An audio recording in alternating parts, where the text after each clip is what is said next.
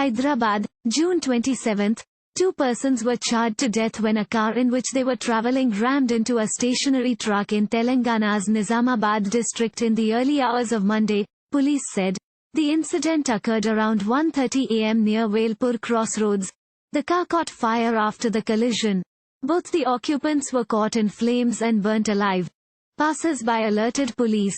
A fire engine was rushed to the spot and the blaze was put out, but by then, the car was completely gutted and both the persons on board were charred to death. A police official said the car, Maruti Alto, was on its way from Korutla to Armoor. The person at the wheels failed to notice the stationary truck and rammed into it. Police said the truck was negligently parked by its driver after the vehicle broke down. Police identified the deceased with the help of the car's number plate. The charred remains of Sumanth and Anil were shifted to government hospital.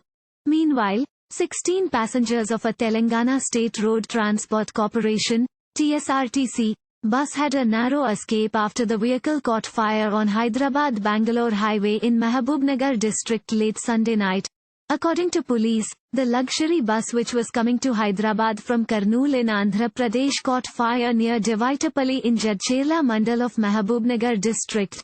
Alert driver immediately stopped the vehicle and all the passengers alighted before the flames engulfed the entire bus.